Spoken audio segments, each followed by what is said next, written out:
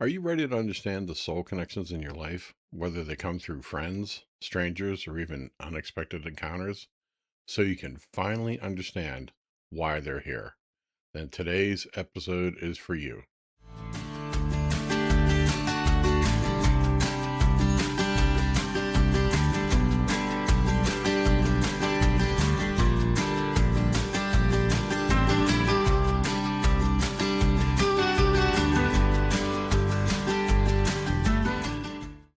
Welcome back to Mystical Journeys with Jase. I'm your host, Jase. And today we're diving into a topic that I know hits home for just so many of you: soulmates.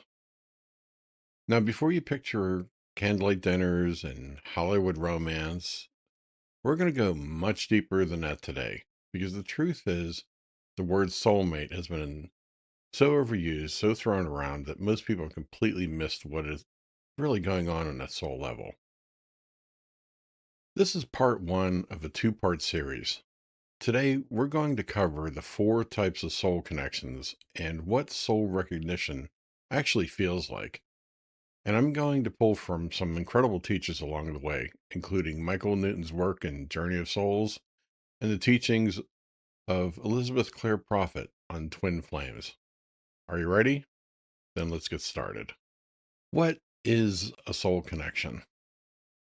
I'm going to start with the soul connection and soul recognition first, because this is really the foundation of everything else. And the reason I start here is important. The universe can move a person around, and it can move you around. It can move events around. And just because you end up in the right place at the right time with somebody doesn't automatically mean that that person is your soulmate. In an earlier episode, I talked about meeting a woman named Natalie while I was traveling on a service call. This is a really great example of a soul connection. It meant that I was just supposed to be there, fulfilling the needs of the universe. I fulfilled that need because I happened to be in the area. This transaction between Natalie and myself was a very short, kind of intense transaction. But after that transaction, both of us went our separate ways, and we really didn't have to pursue anything further. I didn't feel anything intuitive like I need to go knock on all the doors of that university. She didn't feel anything intuitive to try to find me. And that's actually okay, because we were both just fulfilling that soul connection. Soul connections are the universe's way to move you around, move another person around, move events around so that you could be there at that time or place. That doesn't always mean you're going to meet your soulmate. It just meant that you were in the flow with the workings of the universe. Okay, what is soul recognition? Now, let's talk about soul recognition, because this is the thread that runs through all four types we're going to discuss today. What is it that happens? There's a part of you that suddenly can't explain a sense of slight familiarity with this person.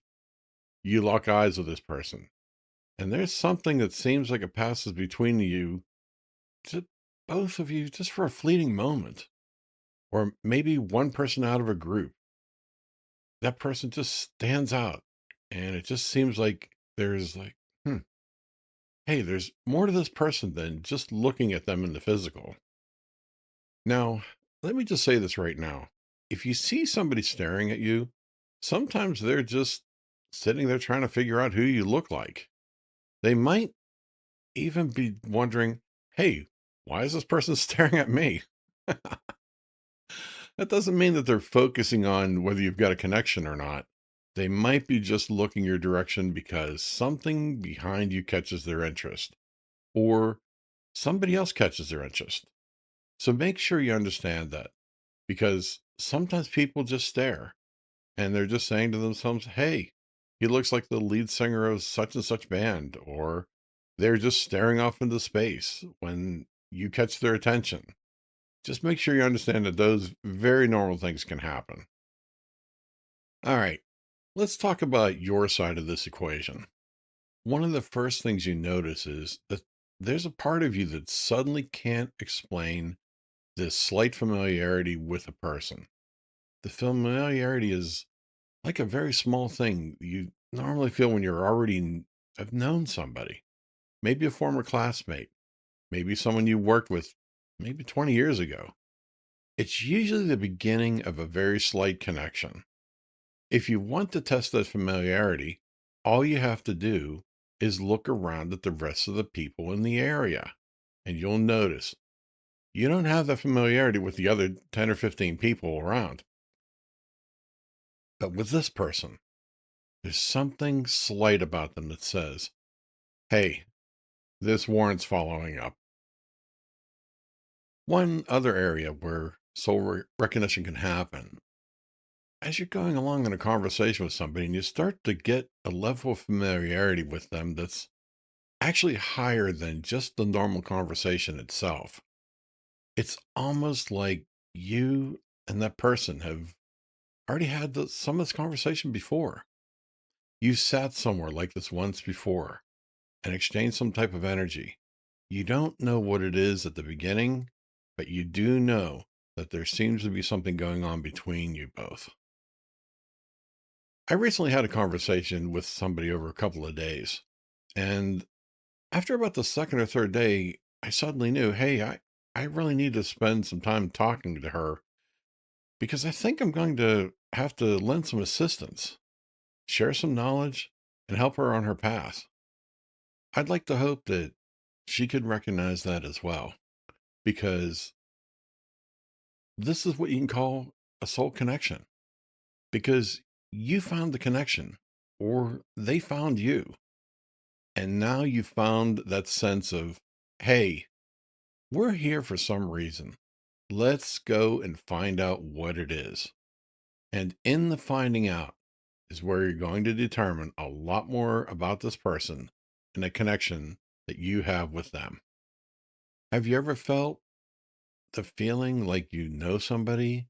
You're not exactly sure why, but you have the sense that you need to get to know the person. Ask yourself this question: where have you had this feeling before? Maybe 1 out of 10 people, 1 out of 100, maybe even 1 out of 1,000. Maybe at a conference or a gathering of people, one person stands out in that crowd. Maybe you've only had this feeling once in your life. And that's kind of important to acknowledge because you might have already recognized some people out of your past, just dismissed it and let it go. And that's something worth acknowledging. All right. Now that we've talked a little bit about soul recognition and soul connections, let's get down to the types. Let's start with the first one. Type 1, the past life connection. The first type is the past life connection. This is exactly what it sounds like. Your souls have incarnated together before. When you've had a past life connection to somebody, it'll feel strong. There will be something that says, wow, I've known this person before. But keep in mind, that connection that you make to that person might be something like you were married to them in another lifetime, or maybe you were bitter enemies. In a future episode, I'm going to talk more about past lives. For the moment, just know that you probably have a pretty strong connection to this person. It may not be the best connection, but you've got a strong connection regardless. And here's where people make the first big mistake. They assume that a past life connection must be romantic. It doesn't have to be. In a past life, this person could have been your mother, could have been your enemy, could have been your teacher, maybe even your child. The dynamic shifts from life to life, but the soul signature, that stays the same. So when you're dealing with the familiarity of a past life connection, usually some parts of it seem pretty mechanical. Like there were some period of time where you had to deal with this person. You just kind of know there's some sense of it. It can be pretty strong. You may have had that loving connection and relationship with them, but in that other lifetime, it's just like the same love you had during those teenage years. You had some familiarity, you cared about them, but in the end, it wasn't supposed to work and it didn't work. And that's okay because you made a connection to them and it's up to you to decide what you're going to do next with them. When you meet a past life connection, the hallmark is inexplicable familiarity. And I say inexplicable because you can't logic your way into it. You just know this person. Something that in that knowing is warm and welcoming. Sometimes it's unsettling. Sometimes there's unfinished business between your souls. The recognition comes with a charge, a slight intensity you can't explain in the normal way. Because sometimes past life connections are karmic. You're not returning for the joy of it. You're returning because there's something between the two of you that still needs to be resolved. A lesson that didn't complete, a wound that didn't heal, an agreement that wasn't honored. Something can happen in these past life connections is maybe that person wronged you. Maybe that person harmed you in some way in another lifetime, but in this lifetime, they came in and they had a role to fulfill. Type 2, the soul contract. The second type is the soul contract. Now, this one is fascinating because it operates whether you're aware of it or not. A soul contract is an agreement made at the soul level, often before incarnation, between two souls who agree to play a specific role in each other's lives, to teach something, to trigger something, to hold space for particular growth. These soul contracts are pretty important because maybe 2,000 years ago, somebody wronged you. Maybe somebody didn't finish teaching you something that they were supposed to teach you. Maybe there was something you were supposed to do for them, but never got around to doing it. I've seen some connections where people had lifetimes as nobility, and then in its lifetime, they come back as somebody who's struggling to pay their bills, but they end up finding a way to become generous because in their other lifetime, they weren't. So remember that when you're in a soul contract, you may come back to help somebody in your family. You made a decision to walk a path with them for a period of time and help in whatever way they're supposed to be doing it. Or if you've made the same decision to walk a path with you in this lifetime so that you can end up being helped by them. One more thing about helping somebody, sometimes it helps you to teach and just learn and learn to stand in your own power. But we're going to talk about that in the future for sure. One of the most important things about this is when you figure out that that's your connection with them. You also have to decide whether you want them to let them go ahead and fulfill that particular purpose or not. Sometimes fulfilling that purpose is a harder thing. Sometimes it's an easier thing. Sometimes you end up in a relationship with this person and it's the worst relationship you've ever had in your entire life.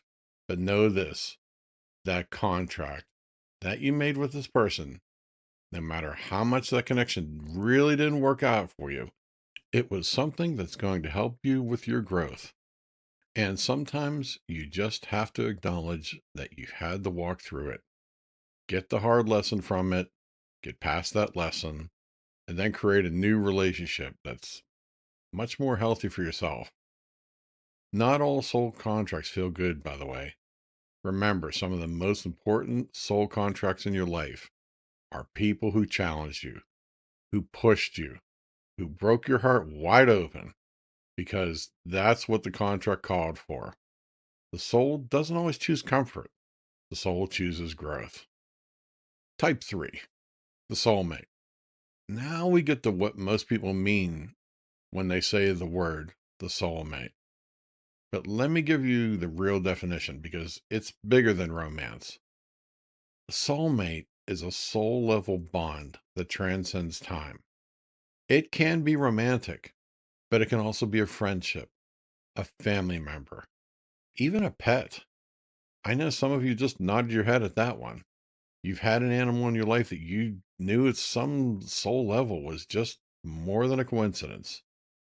The hallmark of a true soulmate connection is deep, effortless alignment, like coming home.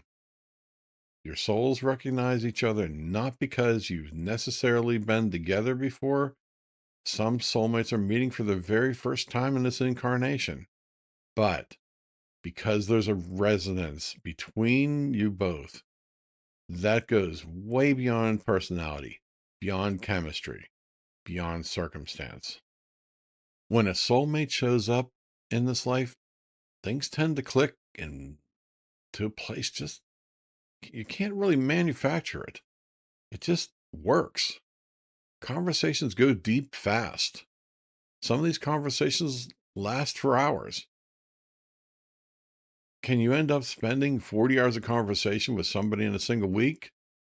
Trust comes naturally. There's a sense of ease that doesn't require explanation. This is what tells you that you have a soulmate connection. The building of this wonderful energy, and it's effortless, especially at the beginning.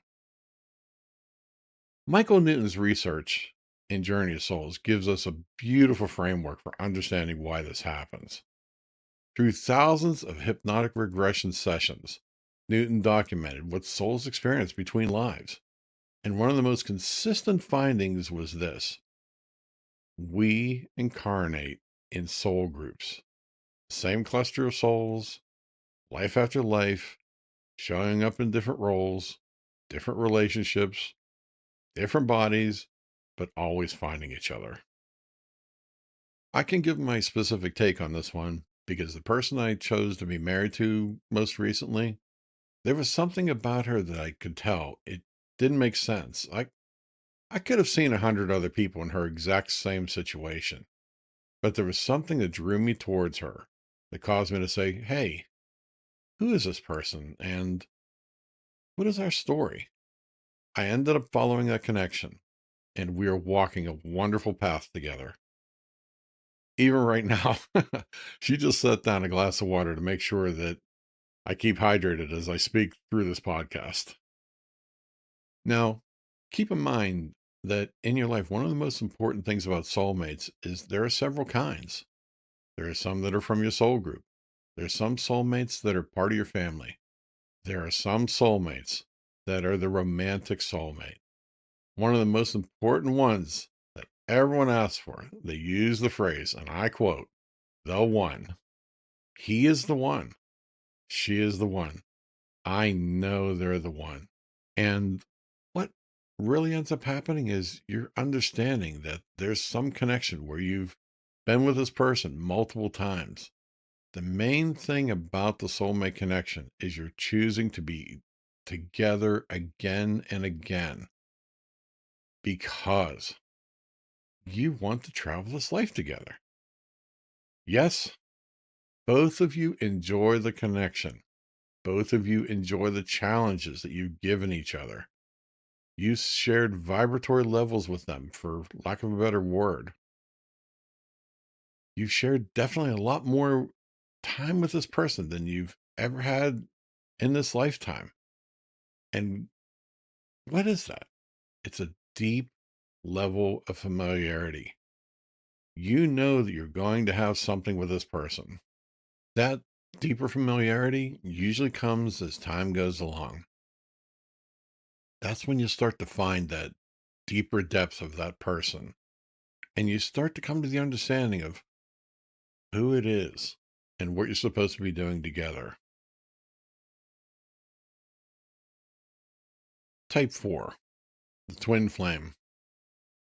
Now we come to the fourth type, and the one with the most confusing swirling around it, the twin flame.